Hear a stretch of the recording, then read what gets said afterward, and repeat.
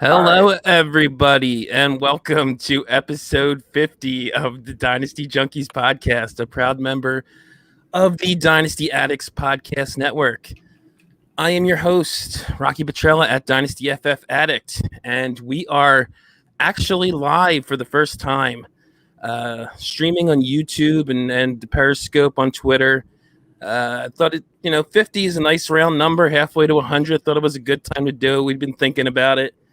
And I figured it was time to do it. Maybe get some a viewer or two of our dozens of listeners to watch us and maybe chime in a little bit here and there, have some interaction like these fine fellows with me that I'll be introducing soon do. So we are live tonight, and I figured also with the we have an SFB 11 giveaway tonight. It's another good reason to go live for the first time. So that's where we're at. And before I get into introducing these two handsome gentlemen, I just wanted to give a little programming note here. You may have noticed we didn't have an episode last week, and we don't have one of my co-hosts here tonight, Scott Sidlow. He did have got some personal business, real life getting in the way, that kind of thing. I'm hoping to have him back in a few weeks. I was hoping he'd be here for this first live broadcast, but unfortunately he couldn't be, and it'll probably be a few more episodes before he is back. So I just want to let everyone know what's going on.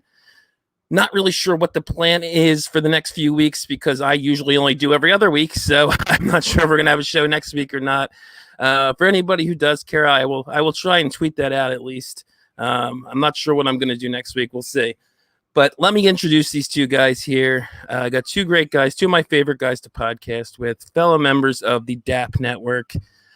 First, Josh Valentin at Real Fantasy TL. Josh, how you doing? You're muted, Josh.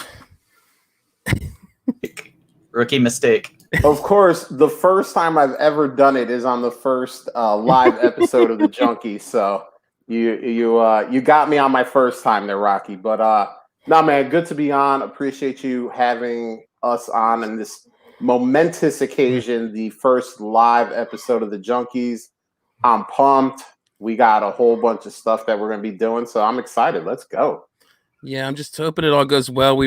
Bill and you were giving me a little tutorial before the show on some of the things you can do with the screen and things like that, which I may or may not try to do. We'll see if I chicken out by the time it comes up. But that our other guest here is Bill McCarthy at Super Duper Flex. Bill, how's it going tonight?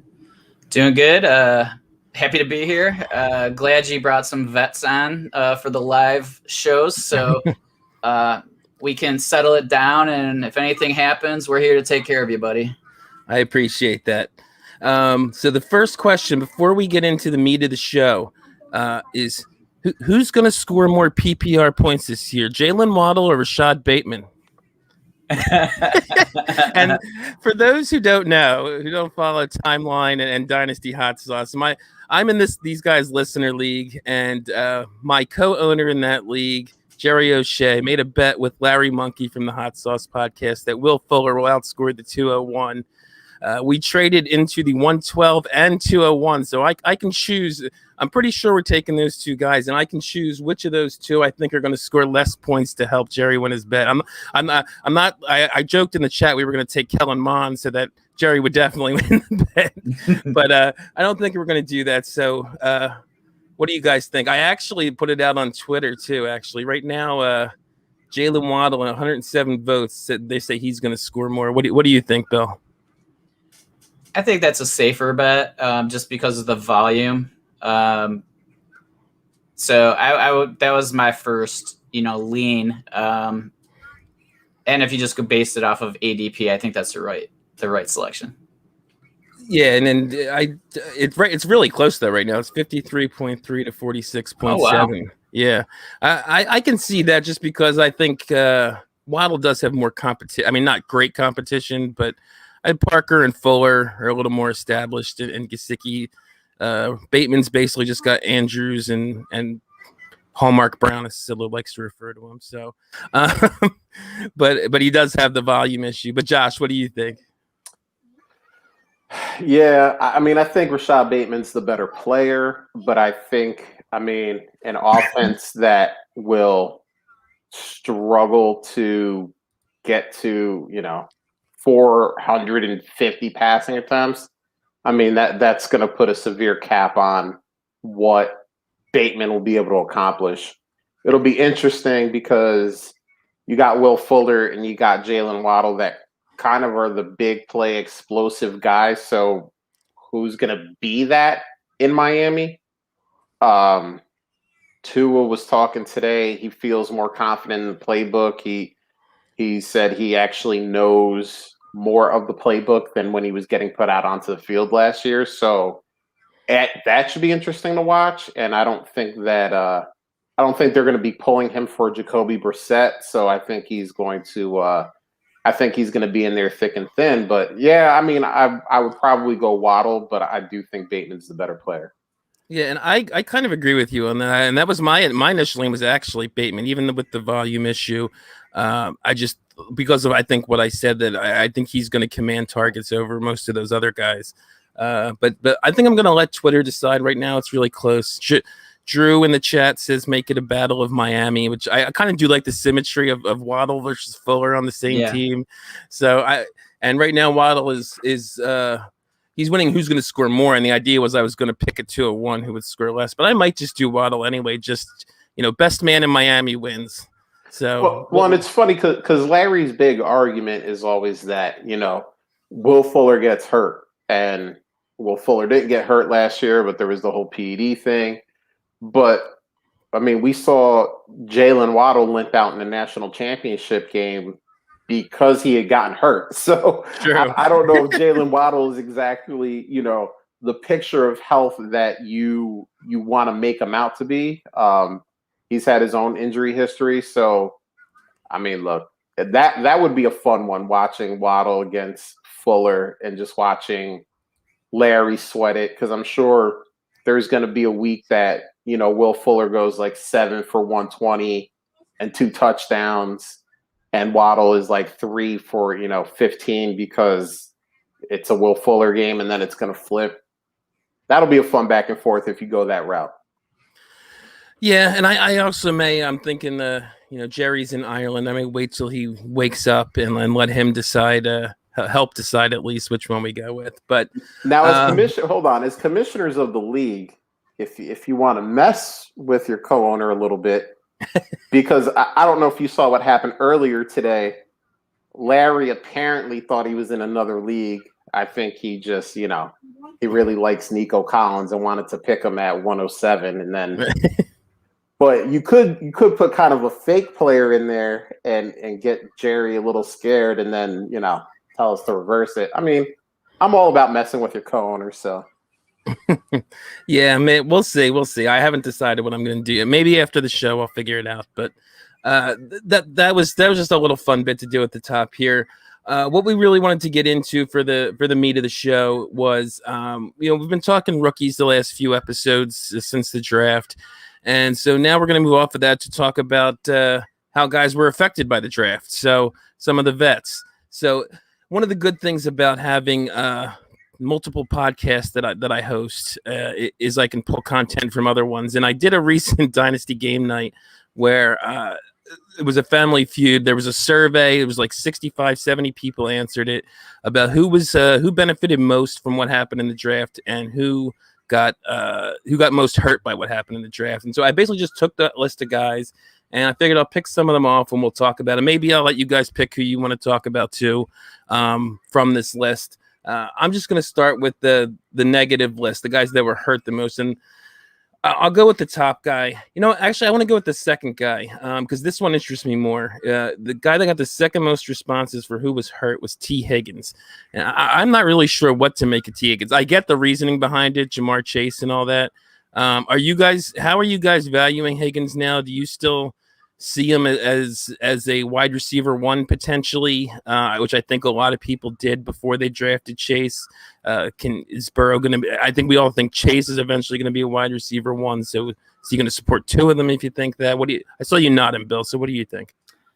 Yeah, I mean, I still like T. Higgins. I mean, I think he's going to be very much a major contributor to that offense. Like, I think that having 2 above average wide receivers, and it's not going to hurt them. And I think that the offense will typically be high volume. I mean, so that's a positive. There's no tight end that really take anything away. So does it hurt his ceiling? Maybe a little bit. But I mean, I think it opens things up also. So there might be a very minor hit, but to me, it's not enough to affect like my thoughts on T. Higgins. And Josh, are you basically there too with Higgins, or are you a little more down on him than you were before? Yeah. So before I answer, I'm going to do a little bit of shameless self-promotion. We actually talked about this last night on the Dynasty timeline, Wednesdays, 9:00, right here where you're watching Fantasy this. timeline. Whatever, one of us. I was going to let it slide, Bill, but okay. Thank you, Rocky. It was not. Rocky, guess what? You just became the new host of the Fantasy Timeline. Now you have another show. Wednesdays at 9:00. We talked about this. We had Tyler Clark from DLF on. He was awesome. And we all came to the same conclusion. Why Joe Burrow, who the community pretty much mostly likes, why can't he support two wide receivers, but we see quarterbacks all over the league do the same thing? Do I think that his progression has been stymied a little? Sure. I mean, Jamar Chase is going to get his, but I think both of them are going to be good. And, why not? I mean, if someone wants to sell T. Higgins on the low, I mean, I've tried to get him. As much as people say buy low, nobody's selling low. People aren't even selling at price. So, but if you could get him, if someone is afraid because Jamar Chase is going to be, Justin Jefferson. Even if he's Justin Jefferson, we saw what Adam Thielen did last year. I mean, Adam Thielen was good for your team. So yeah, get T. Higgins if you can, because I think he's going to be just fine. Yeah, I'm mostly there. I mean, the one thing that worries me is Higgins and Chase do probably play a more similar role to each other. I've heard some people suggest that Tyler Boyd would be hurt actually less than Higgins because he's in the slot most of the time, and his targets shouldn't be affected as much by Chase. I definitely think this is something where you can see all three guys as fantasy viable, and like you said, something or even something like we saw in Tampa last year. I mean, when Godwin was healthy, he was still producing well. His down season was mostly due to an injury. Evans had some down games. That might be the one thing is their weekly floors, I think, could be lower for everybody involved, because one week it might be a Tyler Boyd week, and one week it might be a T. Higgins week, and then one week it might be a Jamar Chase week. So I think the consistency could be an issue, but I still think he's at least in that high-end wide receiver 2 range at worst. So I'm with you guys. And if you have the show sheet up in front of you, would you guys want to pick somebody off of one of these two lists? Or if you don't, I'll pick somebody else. It's your show. Why don't you pick? Okay, it looked like Bill was going to say something, but okay. Then we'll move to the guys that are positive, that were most helped by the draft. And here's another one that's interesting is Myles Gaskin. He was the guy who got the most answers as the guy who was helped the most. So I'm still not really on Gaskin. I like the idea of selling him if you can. I still think he might be just a 1-year guy. I think most people think he's probably going to be a 1-year guy.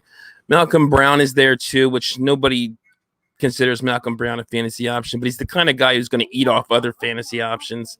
And Ahmed performed just almost as well as Gaskin when he was in there last year. So I don't see Gaskin even necessarily commanding a big share of the workload. He's probably the best pass catcher of the three, so he's definitely the option you want. But I think this is the time to sell on Gaskin before the bottom drops out. What do you guys think? Yeah, I agree. I mean, I think that, this was bound to happen for any team that didn't draft a running back. So you got, there's other running backs that greatly benefited from the draft. I think there might be some on your list, but there's still so much preseason to happen that there's going to be players that get dropped. There's still free agents out there that maybe they add for depth and everybody will freak out. So like the value for him was greatly helped right now, but I think that is kind of an artificial bump in value, like where everybody thinks like nothing is going to change, like between now and week 1, which I find it hard to believe that they're going to stick with what they have and that's all they're going to do. I think that he, like you said, he probably is a 1-year guy, but I think that there's so many people that value him. I've had so many trade offers where people are offering him to me because they all think the same. And the valuation is just ludicrous at the moment. Like he's, DeAndre Swift almost, or something of that level. And so, I think that there's a touch of maybe, dreaming going on in the valuation. And I'm concerned that he's going to be able to perform the way he did last year for like a whole season. So I guess this technically makes me the high guy on Myles Gaskin. Even though, I agree with you, Rocky. I think if you have him and you can get a good price, if you can get kind of that, I think he's going to be a top 12 running back price from someone, go ahead and ship him off. Like he's probably not going to be there, but we keep hearing this narrative, and Bill kind of touched on it a little bit, that, well, somebody else is going to come. This like mysterious somebody else is going to show up, and then Myles Gaskin won't be as good as he was in 2020 and 2021. And the draft came and went. They didn't take anybody. Apparently they were in on Kerryon Johnson, but the Eagles had the higher priority, so the Eagles got him. But I haven't heard a lot of other news that they're even reaching out for, Todd Gurley. Why would you? But, there are guys out there, and Miami seems like they're fine where they're at. Now, 2021 comes and goes. We could be having a totally different conversation. But I think they're fine with Myles Gaskin. And we saw last year that whoever that guy is going to get the majority of the snaps. They don't do running back by committee.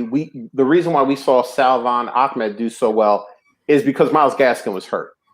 So he wasn't there, and then it was Ahmed getting all the touches. It wasn't even like, hey, we're going to split it between some other guys. They tried out the Jordan Howard, Matt Breida experiment the first couple of weeks and realized that was flaming hot garbage. And, so I think for this year, if you're a contender and you can get them for a decent price, go ahead and do it, but if you have them and somebody's like willing to offer you a first for them, like, all right, bye, see ya. Like, yeah, I have no problem doing that. I don't know if you're getting that, but I did see a poll where it was Myles Gaskin for 2 seconds. I assume 2:22 seconds. Would you do that, or are you holding on to Gaskin?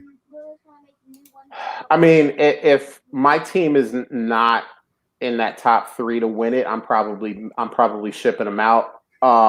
If I think I'm one of those top three teams, I think I'm keeping them.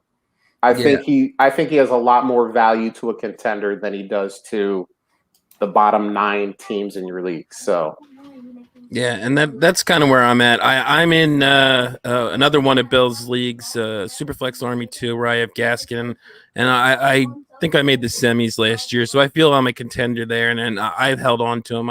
I'm sure I probably could sell him to somebody if I wanted to, but I haven't really even tried. And I was just looking at it. At least the league I usually pull up for scoring is Trade Addicts. So in Trade Addicts scoring, he was RB 11 in points per game. He missed a handful of games, but that's even better than I thought he was. So it definitely could be worthwhile to hold on to him if you're a contender. I will say though, I would consider. I was also looking while you were talking at some of the ADP, And some of the guys below him in ADP, I would definitely like. Robert Woods is below him in a few spots below him. Our boy Deontay Johnson is a few spots below him. Take that.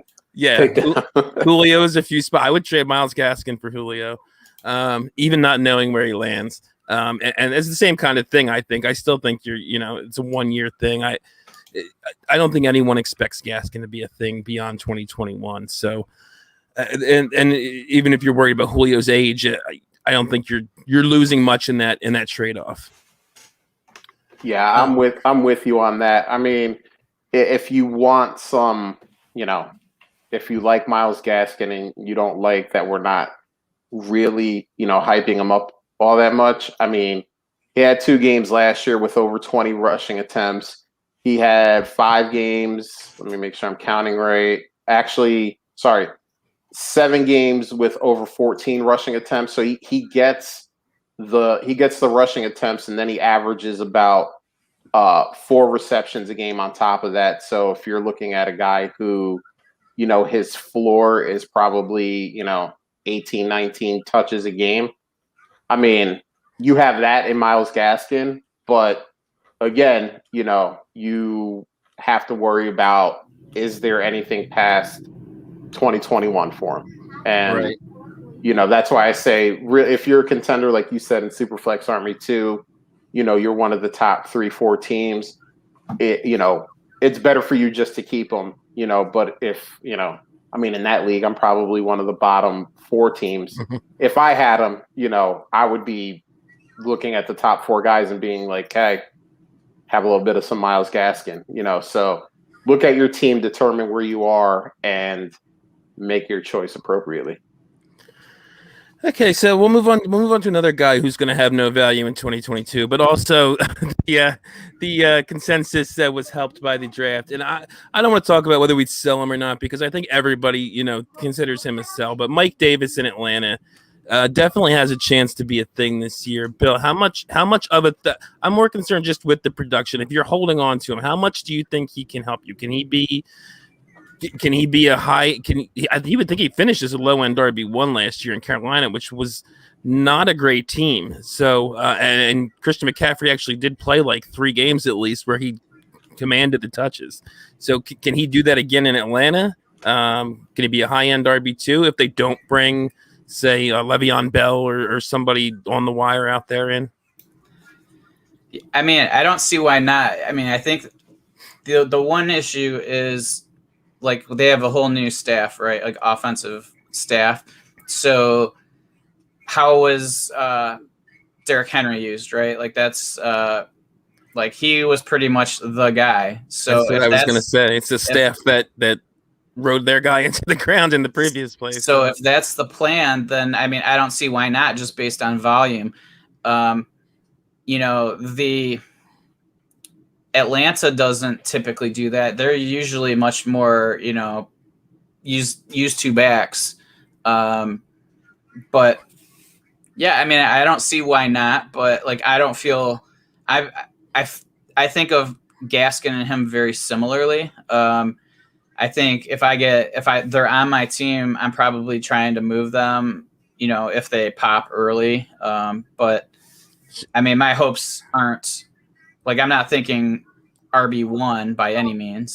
Yeah, Shane Manila in the chat says sell his ass no matter what, contender or not. Are you on board with that? Even if you're a contender, you're looking to move him as soon as you feel you can get peak value for him? I mean, I'm always looking to move players, even regardless, if I don't believe they're a long-term piece on my team. So if I can get a value where I feel it's a peak value, I'm totally fine moving guys like that. I mean, it really depends. If I had 0 running backs, maybe that's something that would make me hesitate. But there's always ways to get running back help, I think. So it's just for the year. Oh, sorry, were you gonna say something, Josh? No, I was waiting for Bill to finish because, man, it's funny. I didn't think this was going to turn into a Todd Gurley episode, but the Falcons, and I understand it's a new coaching staff, even though it's the offensive coordinator that had Derrick Henry. So, but 6 out of the first 9 weeks, Todd Gurley had more than 16 rushing attempts. Like that, and we knew after week 3, week 4, that Todd Gurley was toast. So it seems like just bringing in a guy who likes to run his primary guy, and I understand Derrick Henry and Mike Davis are not the same caliber of human being, but I mean, we have to have a feeling that, Mike Davis, again, another guy who, didn't get hurt by the draft, hasn't been hurt by free agency so far. And the guys behind them, I mean, Ito Smith and Quadre Olison and whoever the hell else they got. I mean, that's probably, he's probably going to be the main guy. So again, it's one of these, like, if you're contending, you probably, Mike Davis is probably, like, if you're contending, he's most likely like your 4th or 5th guy anyway. So it's just like some nice depth to have, but yeah, again, he's another guy that after 2021, you're probably, there's probably a rookie in there, or there's probably a not in Atlanta, they don't have money. I was going to say a free agent signing, but Atlanta doesn't have money, so probably a rookie. Yeah, I agree with Shane to a point that you should be selling his ass no matter what.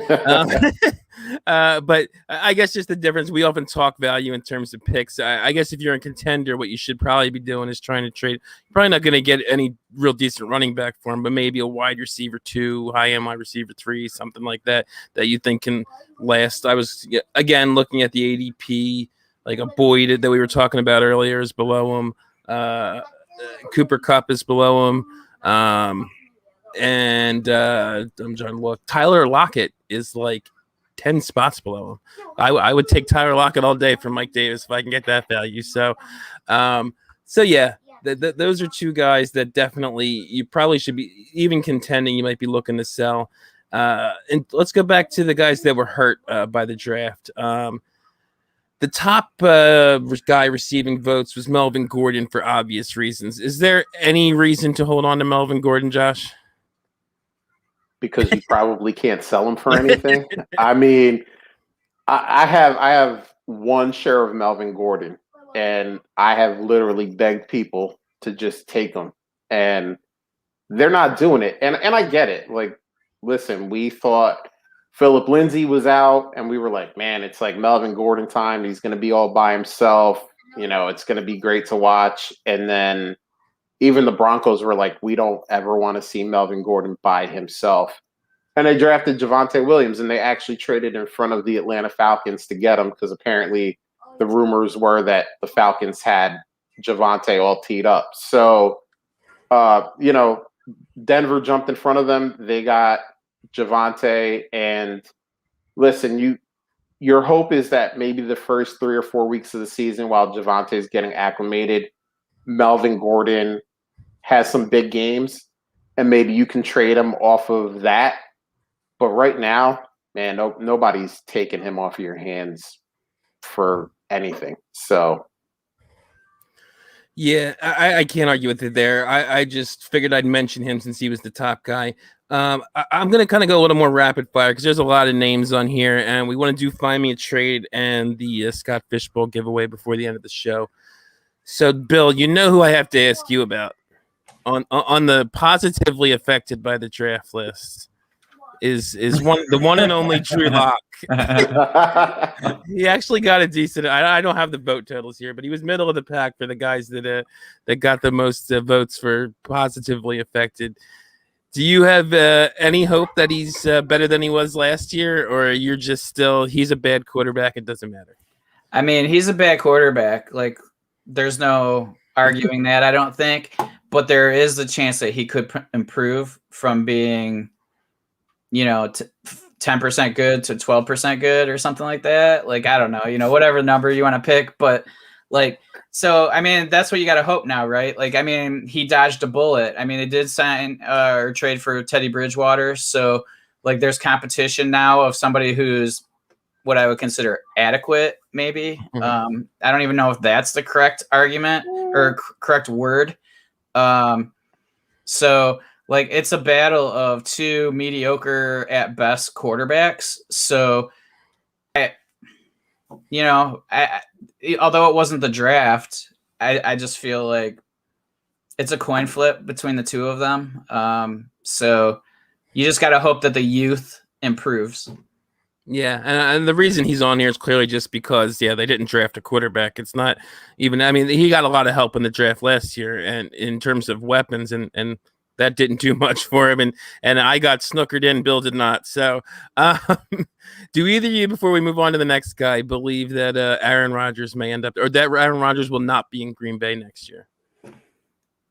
So we kind of had this conversation yesterday. Sorry, I haven't had a chance to listen. No, that's fine. So, Josh, how do you feel today? I still don't think it's going to happen. And, if you know me, I literally probably flip-flop on this every day or every other day, where I can definitely see the trade happening. Aaron Rodgers is, sick and tired of Green Bay pretty much just telling him to shut up and play. And he's watching guys like Tom Brady go to Tampa Bay and pretty much run an organization. As someone who's elite, he wants to do the same thing, and Green Bay is not the place to do that. I feel like Denver would be the place to do that. We were just talking about Melvin Gordon. I don't think Vic Fangio has enough clout to tell Aaron Rodgers to shut up and play. I think John Elway would let him kind of do a Peyton Manning type deal and just let him make all the decisions.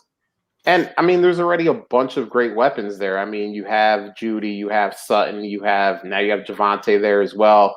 Noah Fant, the list goes on. And they built that defense through free agency and through the draft. So a guy like Aaron Rodgers could really kind of put that team over the top. So, I don't think he will, but I mean, it would definitely be a lot of fun to see him somewhere else. That's for sure. Yeah, I agree with you. I don't think he's going anywhere. We hear stuff all the time about guys going places, and I think there was definitely, before all the stuff that went down with him, there was definitely enough smoke with Watson that it might have actually happened. But even him, I still thought it was maybe 50-50 that they actually traded him. And I just think Rodgers, I think he just wants more money, or at least more security, more that he's definitely the guy there. I think after this year, they're out of the guaranteed money or something like that. I'm not sure the exact details. But so, I just think it's a money thing, and eventually they'll probably sign him or restructure him and give him an extension so that he's got guaranteed money for the next 3 years or something like that. And their Jordan Love pick will look even stupider. But yeah. So, looking at the guys that were affected negatively, two other guys that were near the top of the list, and I don't think we need to talk about these guys at all, but this is going to lead me into another question where Andy Dalton and Jimmy Garoppolo. Again, nobody wants those guys. No need to talk about those guys. I'm just curious. I'll ask you first, Bill. How soon do you think Trey Lance and Justin Fields are starters? Do they start week 1? Or are we waiting a half a season? What do you think? What's your best guess? I think Fields starts before Lance by a fair bit. I think that we could see Fields in the first handful of weeks. I think that the Niners are going to ride Garoppolo as long as he stays healthy. So it's just a matter of I don't think we see Lance until the second half of the season unless there's an injury or San Fran just fails the first half of the season. Like, if you look at Garoppolo, their record is pretty impeccable when he starts. So it's just totally, they just want – I think they really want Lance to have the opportunity to sit back and, learn, because he is coming from a small, program. And I think that just everything's going to be a little faster than like for Fields. So I think that we do see Fields much, much earlier. And I think that's why you see a lot of people drafting Fields second. I hear a lot of comments like where I think Lance has more upside, but I'm going to take Fields because I know he's going to play, so, I mean, that's kind of where I am. But I'm not drafting either of them and expecting them to be like great contributors this season, regardless. I definitely agree. They won't be, great contributors this season. I don't think we're seeing a Justin Herbert season out of either of those guys off the bat. But Josh, any other thoughts on those two? I wouldn't sleep on Fields for, I don't want to say a Justin Herbert type season, because that was like spectacular. That was kind of, was it the best rookie season ever or close to it? I think did he break the rookie touchdown record again? It's for sure. Broken every year now. So yeah. So it's gonna be broken again because we have more games. That's true. So, I think Fields has that ability. He has a big time pass catcher in Allen Robinson. I don't know what's going on with Jimmy Graham, but maybe they finally boot him and it's kind of the emergence of Cole Kmet. So I can actually see Fields having a pretty good rookie season, especially because I think that he could start as early as week 1. I mean, listen, I'm a Cowboys fan. I saw Andy Dalton out there for a lot of games due to the Dak Prescott injury. And listen, Andy Dalton gives it his all. He gives it 100% every time he goes onto the field, but he's just not that guy anymore. He's not that good. He's maybe a decent backup to have, but you don't want him starting games. So I think Justin Fields could start really early as week 1. And Bill hit it on the head. Jimmy Garoppolo is a good quarterback as long as he's healthy. His issue has always been that he's never healthy. I mean, he took him to the Super Bowl in the one season that he was healthy. I get it. They have, world-class defense and all that stuff, but you do have to put points on the board, and Jimmy Garoppolo did that in that season. So I think the plan the whole time when they traded up to 3 was to get a guy that they could sit for a little bit, let him learn the NFL, let them practice against that all-world defense, and then when they were ready, throw him out there and let them lead the team. So, I think Fields he has definitely the higher floor and Lance has the higher ceiling, but I think both guys are going to be really good. So take a pick, whoever you like. But I think Fields will start first. Yeah, I agree with both you guys, and I'm definitely a Fields over Lance guy. For a lot of what you both said, I do think the floor is higher. I think the ceiling is pretty high as well, and I do agree Lance has a tremendously high ceiling, but I think his floor is like in the basement. I think 1 year guy who played like 17 college football games, that just scares the hell out of me. So, and everyone, wants to say that, because he's with Kyle Shanahan, he's going to be amazing. But I mean, Jimmy Garoppolo has been with Kyle Shanahan and he hasn't been amazing. So, I mean, you guys said he took him to the Super Bowl, but that wasn't really on the back of Garoppolo per se. So, and he'll be better than Garoppolo just from the rushing alone. But if he's not any better a passer, it's still not going to work out. So, I'm definitely a Fields over Lance guy. But let's move on to a couple more guys on the list before we move on to find me a trade. Here's an interesting one. The guys that were affected positively from what happened in the draft. Jalen Hurts. He's a guy I keep going back and forth on. I'm as an Eagles fan, I'm very worried. He might only be a 1 year guy. I mean, they haven't said anything publicly clearly that states that, but I think this is definitely a prove it year. They did draft Devontae Smith for him. They invested in the O-line. They got all their O-line healthy coming back.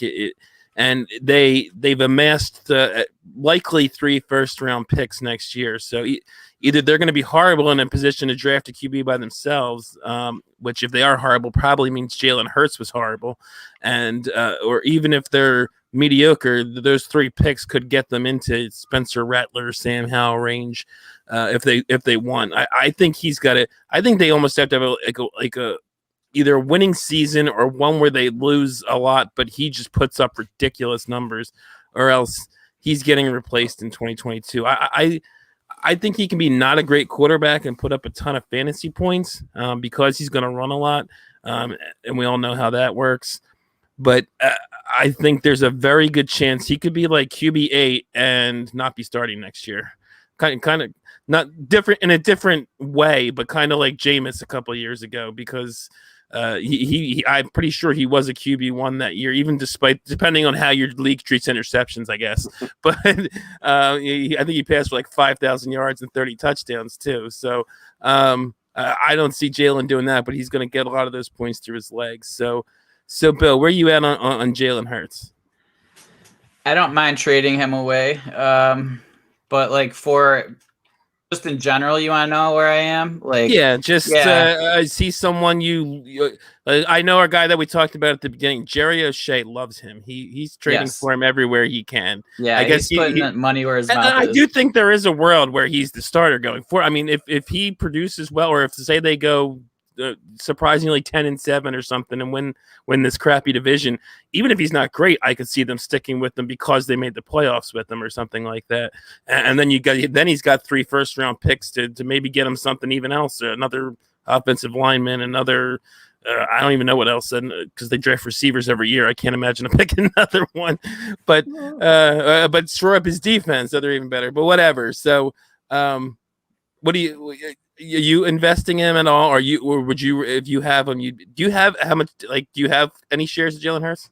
I had a few and I traded them this offseason just because I felt that the price is getting up there, like to where, like, if I'm going to have a quarterback that's at a certain price, I better be confident that they're going to be the quarterback long term.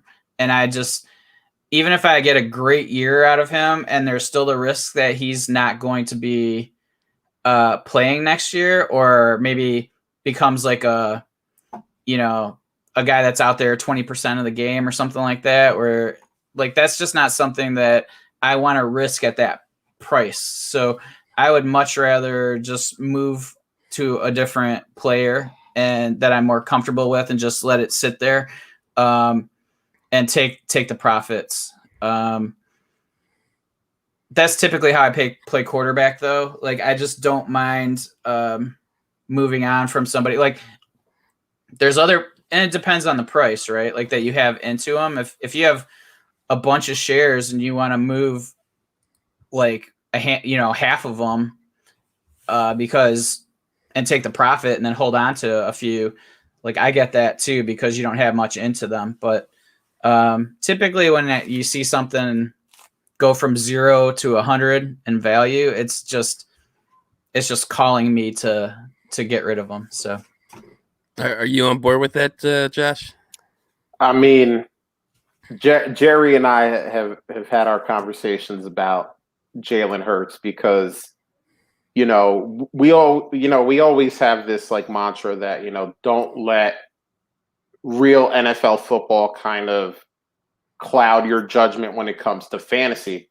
But I think this is a case, and maybe it's because, Rocky, you and I live in the same area. We listen to the same reports. We hear all the Eagles beat writers. There has not been this ringing endorsement for Jalen Hurts past 2021. It seems like he's the guy this year. If they do well, they refuse to even proclaim that he's the guy this year. They've been doing this phony. There's a QB competition, right? Because your boy Joe Flacco is here, so he might outproduce him on a per game basis. Jersey Joe might come out there and just steal that job, but like you said, Rocky, there's no endorsement. Hurts is our guy, and I don't know if it's a wild change because that's all it was with Carson Wentz, where there was never any doubt in anyone's mind in this area that Carson Wentz was his starter, unchallenged. We don't even need to have a controversy because Carson Wentz is all. So maybe they've changed their whole philosophy because they feel like it didn't work well with, I don't know. But you never hear that with Jalen Hurts. And that bugs me because, I mean, we've seen below average quarterbacks get endorsements like that from their team, and we don't see that with Hurts. So that's what I'm saying. Like, some of the real fantasy football, or some of the real football is bleeding into fantasy football for me, because I don't think, unless, like you said, Rocky, they go 10-7, or maybe they're one game out of the NFC East title, that he comes back. I mean, even if he is great for fantasy and they go 5-12, 6-11, I don't think he's there. I think there's 3 first-round picks, like you said, or most likely 3 first-round picks. And either they're in line to draft one of those top guys, or they have the ammo to move up to get one of those top guys. So, again, if you're a contender, Jalen Hurts is probably going to do well because of the rushing upside, because completing the football in the passing game is not his strong suit. And people like, hey, he was a rookie, like, he's going to get better, but I mean, the guy was 52% last year. So, what's better? Are we expecting him to jump to 65%? I mean, I feel like that's a massive jump to just expect because he was a rookie last year. So he's going to get you points on the ground, because if you look at his rushing stats, they're insane. But I just don't see him being a prolific enough passer to survive past 2021.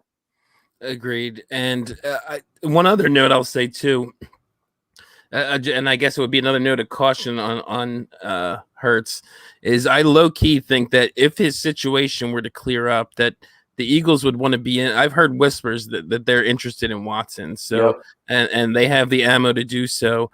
And there could be a scenario where if Watson were to settle and everything, even with a suspension laid down by the NFL, I could see somebody trading for him before the season if they're sure what the punishment's going to be, and that Watson is or is not going to play this year. Just as long as they know one way or the other what it's going to be, I think somebody might trade for him, and that could be the Eagles, and then you're really screwed on Hurts because you don't even get this year out of him. But we went through a decent amount of guys in this list. I do want to get to our Find Me a Trade, because that is how we are giving away the Scott Fishbowl 11 invite.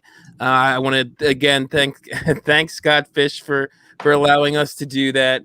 And as I put on the show sheet, it's sort of bizarro Find Me a Trade this week, because instead of us finding trades for the listeners, the challenge to get the Scott Fishbowl invite was to come up with a trade for one of my rosters.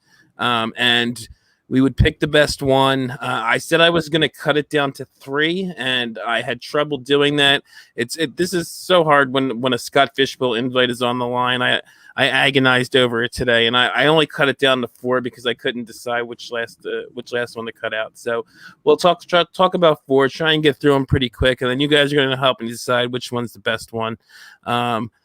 Maybe we'll even cut out. I had kind of 2 final contenders. Maybe you guys can tell me. Arlo, I know Bill said he had one he didn't like, but I don't know if that was one of the ones that I had trouble with, or it was one of the ones I put in there. So I guess we'll find out. But I mentioned this earlier. We're gonna because I'm live and because people can actually see this if they're watching, I'm gonna attempt to share the screen. So I'm gonna hope I don't screw this up.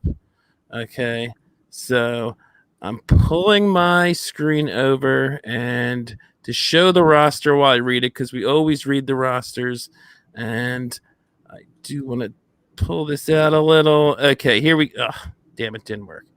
So there we go. Hopefully everybody can see this. I am a newbie at this. We were doing it before the show, but if you guys want to expand it a little more for me, because I'm having trouble doing that. But we were talking about it before the show. But anyway.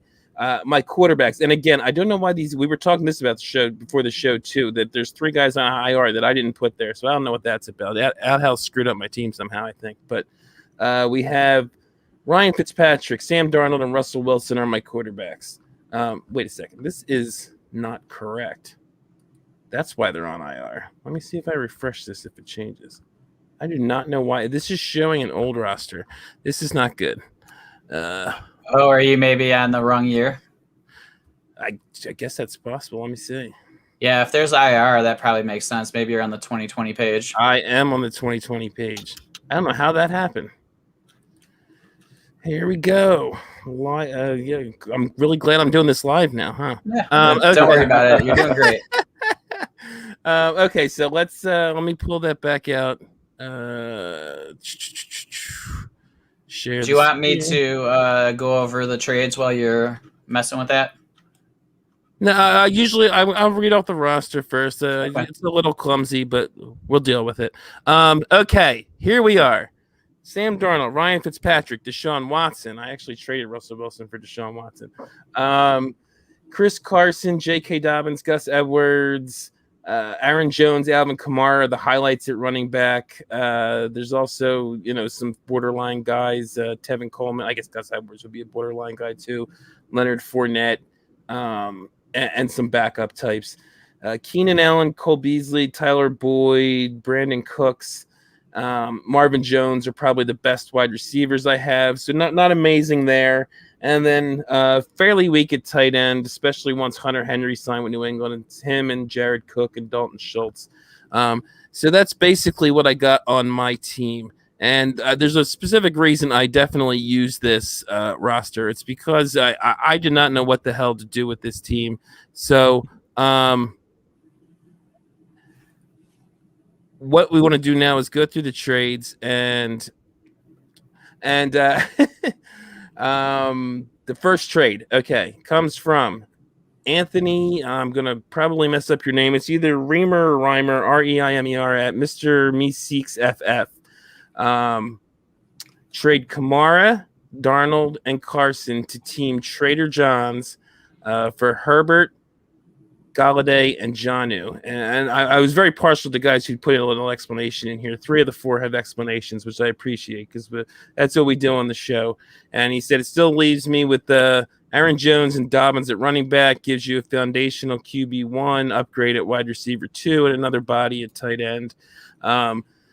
Trader John's would still have Mahomes, Darnold, Goff, and could add Kamara, Carson, to Saquon, Chubb, and a stacked wide receiver core. So what do you guys think of this first trade? Like I said, we'll talk through them like we always do. And Bill, what do you think of that one?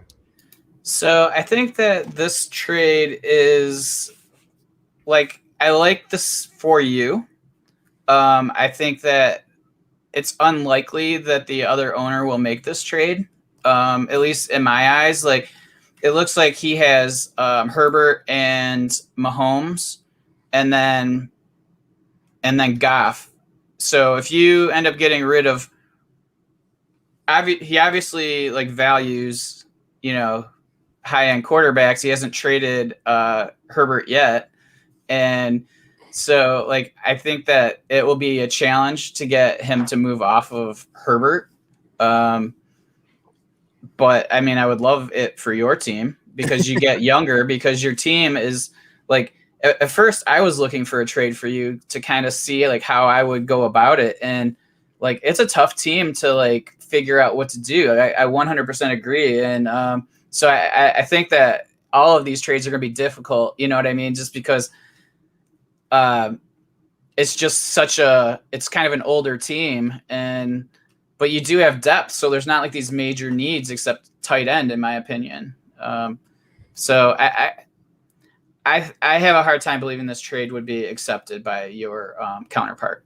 And yeah, I can see that. I didn't think the value was crazy off, but yeah, Darnold to Herbert is a big drop. They would have to really like Kamara, I think. I mean, Kamara over Galladay is a pretty big leap up there as well. And they are a contender, so I sort of get what he's thinking. And I can also see, with Mahomes, you can maybe sort of go with that, whatever at QB2 and have 2 guys like Darnold and Goff that you just kind of mix and match. So and I do think that it was a decent, and like you said, it probably is better for me, although it's not the kind of trade I would typically do where I'm getting Justin Herbert out of it, but it was still a good trade. So I don't want to let my biases creep in too much. And I actually, I had a couple people help me with this. I had them kind of help me narrow it down to 5 or 6, and then I tried to narrow it down to 3, but we're going to talk about 4 here. So, and just so I'm clear, like when we are grading these, are we grading it as to what we think is the best trade for both parties? Is it the best fit for how you build your team? You know, because I know how you build your quarterback, so it's like it might be different than what somebody else, you know, offers. Yeah, no. What I told them was that it should just be the most even trade, the one that most helps my team, and the one that's most likely to be accepted. And Okay. I'm okay with market value. Like, I don't want you to just say, Rocky doesn't get quarterbacks, so that's not a good trade for him. Okay. I want just, because I'm not going to assume everybody that responded in that thread is a listener to my show. So Yeah. I just wanted to give what They better was be. the best trade. Yeah, they should be. But Josh, any thoughts on that one before we move on to another trade? I think Bill brought up a really good point. I mean, at this point, if you utter the name Justin Herbert, you have to pay a first-round pick just for saying his name. Like, I owe somebody a first-round pick now because I said his name. So, while value-wise it might be pretty close, I'm with Bill. I can't imagine the other guy, especially because, I mean, I know how you view quarterback, but I think even most people that maybe don't have the same type of viewpoint that you do on quarterback wouldn't be comfortable in a super flex, putting Mahomes out there every week, obviously, and then kind of playing quarterback roulette between Darnold and Goff, because I think a lot of times you're going to hit that green zero and you're not going to win any money anyway. So, I think that's where the other side is going to look at that and say, yeah, I don't think so. But Trader John's also, because there's two running backs going to him. He's getting Kamara and Chris Carson. But he has Saquon. He has Nick Chubb. He may kind of be looking at it, especially because trade addicts, you only have to start one running back. 4 running backs may be something that he doesn't want to do either, because if you only have to start one in a PPR with a 1.75 tight end, he may just be. I mean, Saquon catches a ton of passes. Kamara will catch a ton of passes. Nick Chubb will not. So, but I mean, obviously he's an awesome asset to have. So I think that may be another problem that you will run into if he's kind of looking at the structure of his team. Does he want to not only drop his super flex quarterback, but then have to deal with trying to start 4 running backs? I don't know about that. So, I think the value's fair, but I think kind of looking at it from that perspective as well, it may be a tough sell. Yeah, I can see what you're saying. I do think, because you have to start one of everything, though, too. I mean, I could see going with the 4 running backs and just it'd be a little lighter at receiver, but he also has 2 tight ends better than Jonnu. I think the Mahomes and then those 2 guys that nobody is really excited about right now is probably the biggest issue with the deal. But let's move on to a couple of the other ones so we can get through this and get a winner here. So the 2 that I actually were the last 2 I put in were the first one's from Adam Hanno, at Adam Hanno on Twitter. Give Alvin Kamara and Keenan Allen to Windy City Hustler for Najee Harris and Terry McLaurin. And he gives reasons again. The Windy City Hustlers has too many Washington players, which I thought was a good thing to actually point out. He's got Heineke, Gibson, McLaurin, Logan Thomas. I'm not sure you necessarily want to be loaded up on that team, but it would give me the Washington stack of Fitzpatrick and McLaurin. And I kind of liked it too, that I could maybe, I don't have a third in 2022, but that I could maybe throw some small piece back by 1 and 2 and grab. He also has Heineke, so I could grab him just in case I'm worried about Fitzpatrick, not last in the year. And then the last thing is, the biggest benefit of this trade for me is that it would you gain youth. And Windy City Hustler, if you look at his roster, is definitely a competitor this year. He's got I'm trying to find his roster now. He's got Lamar Jackson, Carson Wentz, Russell Wilson. He's got Najee, would upgrade to Kamara. He's got Devontae Adams. He's got a lot of solid pieces, some of which are older. He does have some youth too. He's got Justin Jefferson. He's got Calvin Ridley, so he can certainly afford to lose Terry McLaurin. So Josh, what do you think of that one? Yeah, and I was kind of thinking the same thing. I give Adam a lot of credit because I didn't initially see the kind of overpopulation of Washington players on the roster initially, but I like this because you give Alvin Kamara, who I still think will be, good in that offense for the next year or two, and you're getting Najee. And he kind of has a team where he has a lot of young running backs. I mean, he has Antonio, he has Najee, he has Javonte as probably his top three guys. So that is a lot of youth to rely on if you're trying to contend. So giving him a more established guy like Alvin Kamara, which in a PPR, he's still going to be, excellent, I think is a good thing. And then, it's kind of like our national pastime to like crap on Keenan Allen, but he's good every year. So he's still getting a talented receiver, and you're getting younger at the position. So I like this trade for both sides. I can see both sides liking this deal and going forward with it. Any other thoughts, Bill, before we move to the next one? No, I like it. I think that it's good because you're getting a little youth, and that's like a big concern for your team, in my opinion. And I agree that like adding a running back on his side, a known running back, will benefit him because everything is kind of unknown or mediocre. So I think Kamara would be attractive for this team.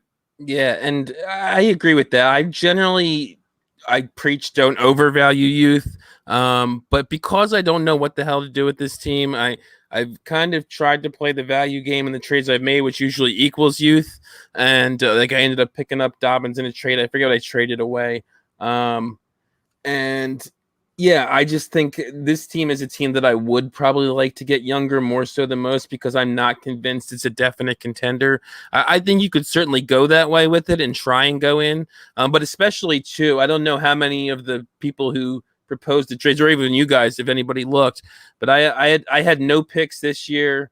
Or no, I think I had like a fourth and a fifth or something like that. That's why I have like Jarrett Patterson on the roster. And I have no picks in 2022. It was an orphan I took over this year, and those were pretty much, I think, gone when I did it, when I got the team. So it kind of makes youth even a little more priority to me because I'm not drafting any youth for the next few years or for the next couple of years. So unless I sell off some of these old guys for picks. So, okay, let's move on to the next one. And this is kind of going in the opposite direction.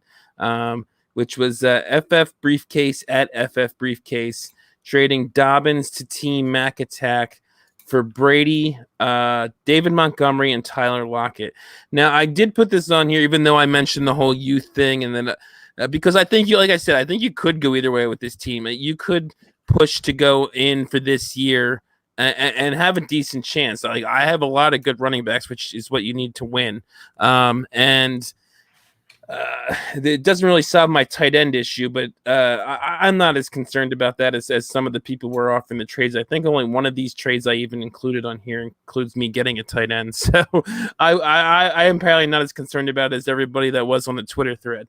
But I just thought it was a pretty decently constructed trade. The guy that has Brady has 4 quarterbacks, so that makes sense. And all 3 guys, I kind of like what he did there. I mean, it's sort of a quarters, 3 quarters for $1 type of thing. But I think they're all guys that could outproduce what people think of them, basically, where their ADP is. Montgomery, nobody really likes despite what he did last year, but there's certainly a scenario where he can repeat, not as well as he did last year, but more than what people expect. And Tyler Lockett is definitely a guy that it's basically an age thing. He still produced last year. He's definitely up and down. He has huge spike weeks and some low floor weeks. But I really like all three of those guys. I thought trade was constructed pretty good, just because he could definitely use another running. Well, he has some other decent running backs. He's got Dalvin Cook, and then some guys I don't like too much after that besides David Montgomery. So I like the upgrade there, and he can probably afford to lose Lockett. He's got Evans, he's got Julio, and he's got Juju. So, and like I said, he can afford to lose the quarterback.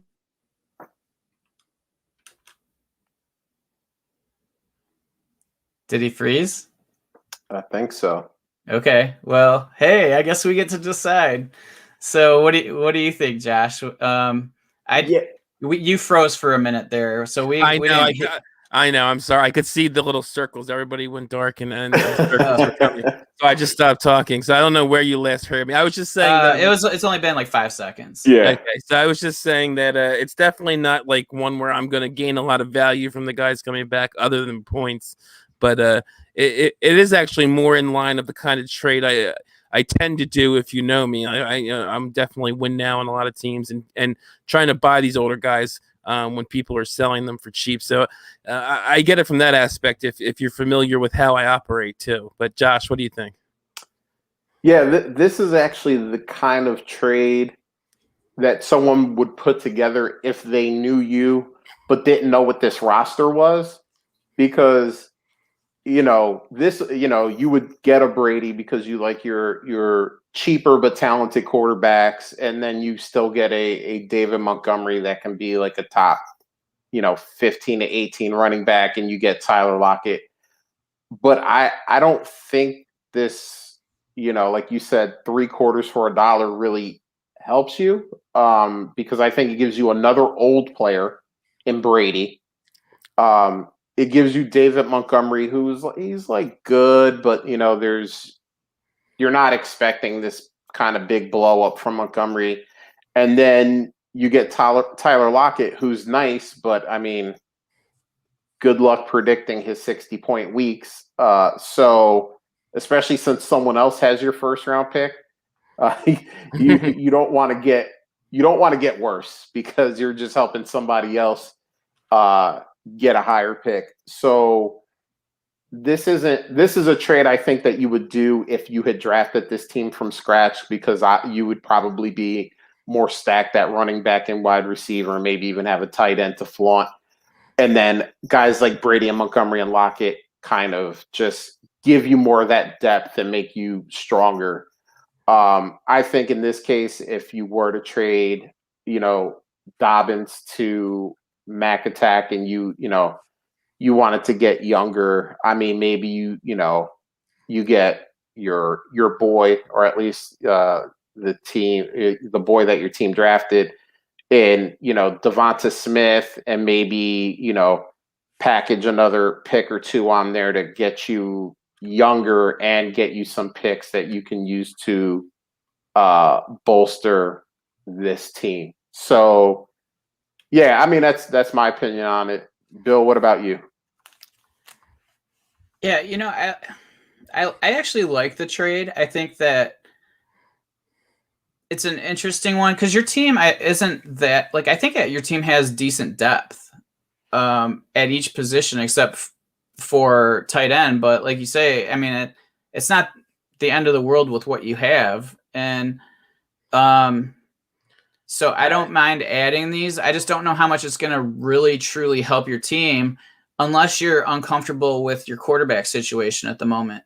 So, like, if you feel like you need a surefire starter, because we don't know what's going to happen with Watson, we don't know what's going to happen. Does Darnold make it through the season? Does Fitzpatrick make it through the season? Like, those are all players that there are concerns about. So if you're concerned about your quarterback situation, then I think that that's not a bad trade for you. And yeah, I'm not as concerned. I mean, partially because I don't necessarily expect that I'm definitely going to contend. I mean, if I did this, I'd have a better chance.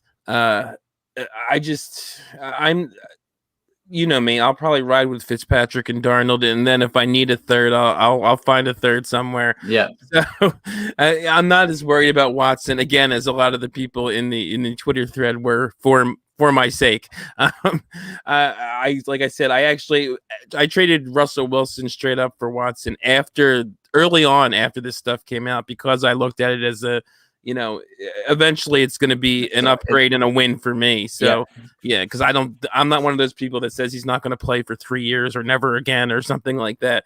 Right. Worst case scenario for me is he's playing in 2022, and at that point, I'm very happy I have Watson instead of Wilson, and I'll probably be trading him down to like Kirk Cousins to get a running back or something. But but okay, so we discussed that one pretty fully. So the last one is from Jerry Bagshaw at Jerry B 1983. The only guy that did not give an explanation of the ones I included. There were some other people that didn't, but I just did it because this was a fun one, because there's so much going on here. This is again to Windy City Hustler, who, as we mentioned earlier, is definitely a contending team, and I think has a better team than I do as of right now. So this definitely makes sense. He's sending a lot of my kind of older, you're definitely stud kind of guys, Alvin Kamara, Aaron Jones, Keenan Allen to Windy City Hustler for Justin Jefferson, Antonio Gibson, and Javonte Williams. I thought this one, I'm not sure what you guys are going to think. I thought it was pretty close. I mean, I think Justin Jefferson is over Kamara, but I don't think it's crazy. I mean, Kamara's going still early to mid second in startups. Jefferson's probably going early or late first, early second in Superflex startups. And I think Gibson and Jones are not that far apart. And I mean, Keenan Allen, I would probably rather have, if I'm contending, over Javonte Williams. So I thought it was a pretty decent trade, a lot of fun, big names. So Bill, what do you think of that one?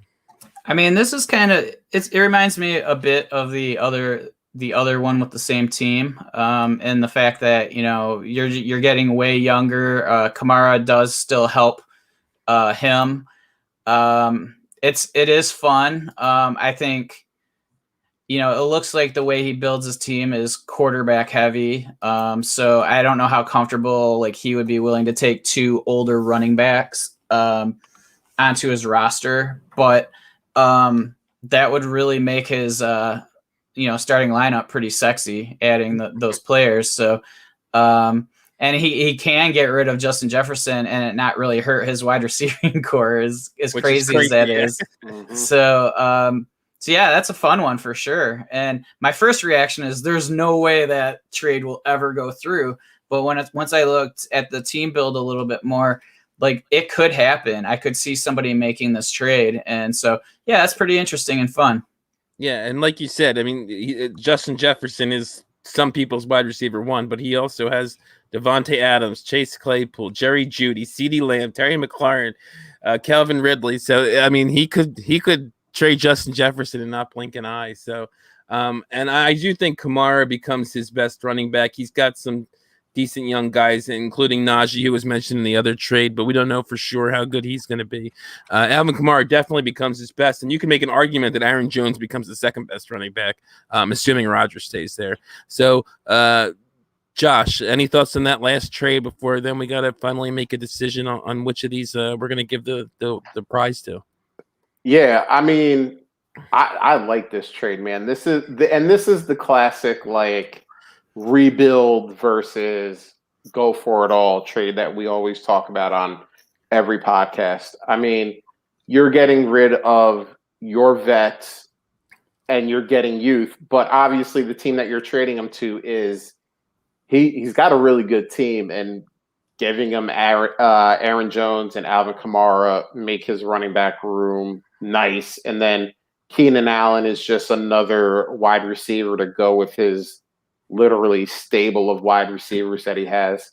And we were talking about ADP. According to DLF ADP, Alvin Kamara is going 14 in Superflex and Justin Jefferson is going 19. So there's not a big gap between the two guys at all. So, yeah, I like this trade. I would like this trade a lot for both sides if I was just kind of doing what I am, looking at it from the outside. I think this gives you direction for your team too, because you said a couple times you don't really know what to do with this team because you do have some vets that can do it, but it's not. And I think this kind of puts you in that, hey, I'm rebuilding lane, I'm getting young lane, and you can kind of formulate your plan for this team after a trade like this. So, yeah, I like it. And I do think even with that trade where, I'm definitely getting the youth, and I definitely think he's getting more points, but the three guys I'm getting back, I could certainly see scoring a decent amount of points this year where, and with the rest of the guys I have, especially if Watson plays like half the year, I could even still see this team making the playoffs with these guys. And I don't have my own first or second or third or fourth, so what do I care if I make the playoffs? So might as well try. So I kind of like this one too. So now we're at the moment of truth. We finished up all 4 trades, and we got to pick one. And I have a couple in mind. I think I like. I'm not sure which is my number one. So I'm hoping maybe you guys have a favorite and can help me decide, because we got to give a winner by the end of the episode here. So, Bill, do you have one that you think is the best of the 4? Well, yeah. So, to me, the most fun is that last one we talked about. But, honestly, I think the one that's most likely to be accepted also is probably Adams, the Kamara and Keenan for Najee and McLaurin. Yeah, I like Drew says number 4, which I think is the last one we did for the win. I mean, and I think that's probably what everybody's, because it's all the big names. I just think, I'm just trying to, what's the most, I think that the one that I said is probably the best or most likely to happen because the guy's not giving up all young talent. And so he'll probably feel better about making that move. Yeah, and I do like that one a lot. And I'm a big Najee guy. I love Terry McLaurin. He definitely is going to surpass Keenan Allen in value if he hasn't already. I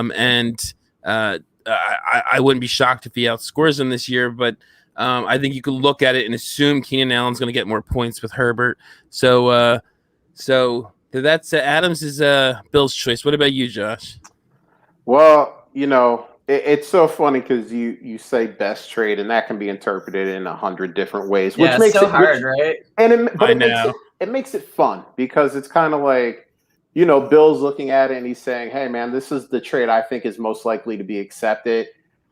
And I'm with Drew here, man. Number 4, I like it, and yes, there are all the big names in it, so obviously that makes it fun right off the bat. But I think that trade, like I said earlier, gives you the most defined path on what to do with your team, and that's really the reason why I like it the most. It just happens to have all the big, flashy names that we all like to see and talk about. So I would go with that last trade, which was given to us by Jerry Bagshaw, and it's fun, and I actually think it's one of the more. I think it might be the most even trade. So, hey, that's me. That's my pick. Rocky, you're the deciding vote unless you vote for one of the other ones, and then you guys are killing me here. I hate you two. Are those the two that you? Yeah, those are the 2 I was looking at. I was like, please, both of you pick the same one. So I mean, if you want to go with fun, I mean, there's no argument that the 4th one we said is the most fun, and I mean, it could really transform both teams a bit. I mean, that would make that team, I think, a true contender favorite. You know what I mean? Because you'd have 2 running backs that I think are. I mean, the only issue I think with the Aaron Jones inclusion is that how confident are you if Jordan Love is the quarterback?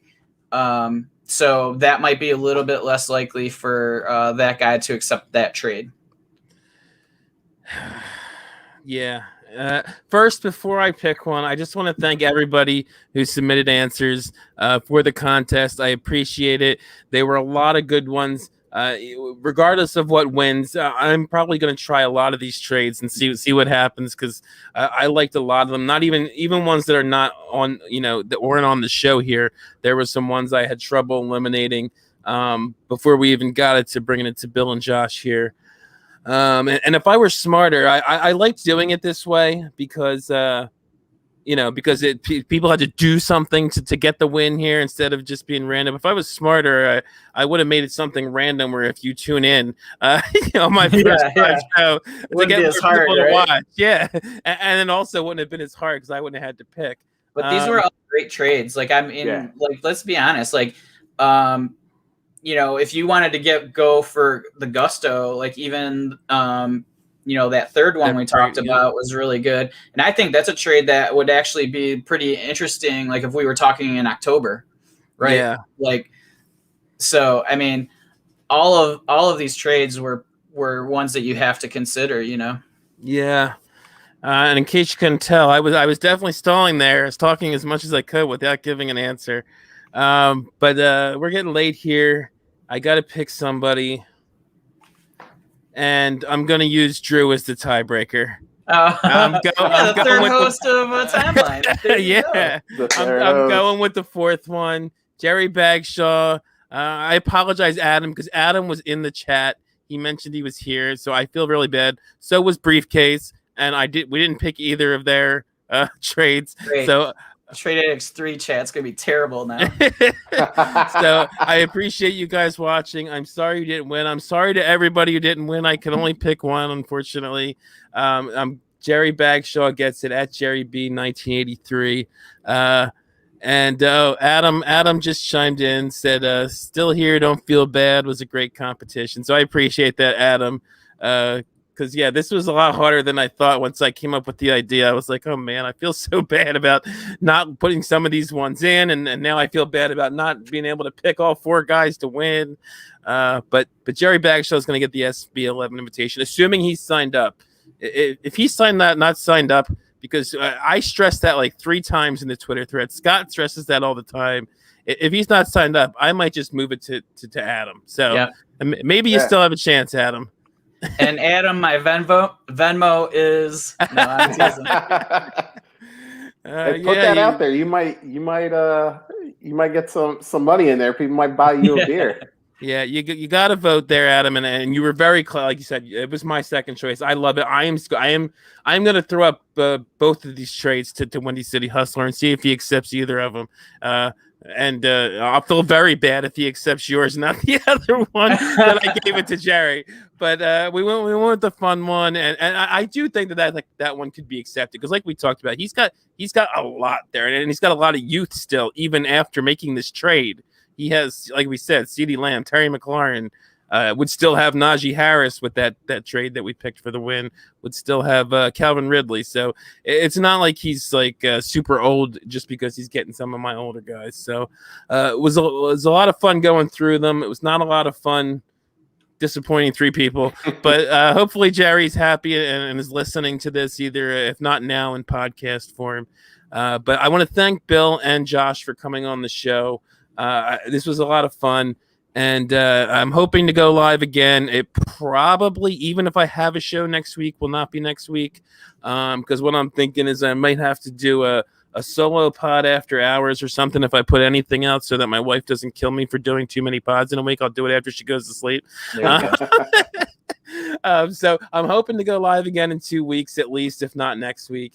I want to keep doing this going forward. And when Scott comes back, we'll definitely try and do it every week. When I'm on, it'll just be Scott, but we'll be live still.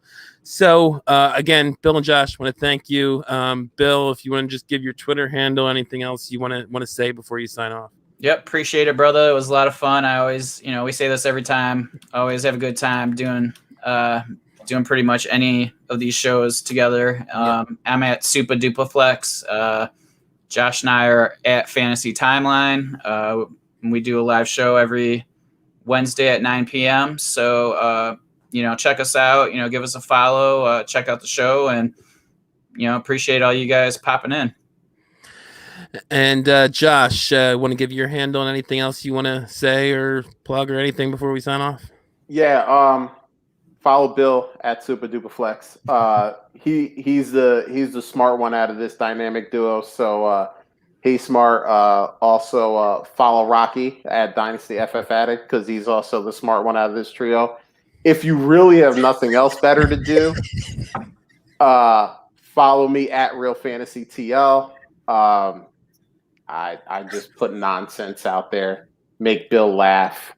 You're mixing up Dynasty and Fantasy. Listen, man, I am tired. I'm working on very little. Real Dynasty TL. And listen, you see it on the screen, and if you're listening in podcast form, at Real Fantasy TL. I told you not to follow me anyway for stuff like this. It's been a long week, and it's gonna continue to be longer. So, and we're almost an hour and a half in. It's late, so Russ will be proud of you. You almost made it. I know to 90 minutes, but no, Rocky, appreciate you having us on, man. This was a ton of fun. It was cool being a part of the process of picking someone for the Scott Fish Bowl. So, Jerry, man, make sure you're signed up, bro, because if you're not signed up, you can't get in. So, yeah. And if not, Adam, the check is in the mail. Okay, so that just leaves my stuff here that I want to get through before we sign off. Again, I'm at Dynasty FF Addict. The pod is at Dynasty Junkies. Follow the DAP Network at DAP_network. Also, I don't know if you guys are coming on or not, but I know that Russ is talking about possibly doing a kind of DAP Network extravaganza on Monday for Trade Addicts. So we may be potting again in the very near future. Let's do it.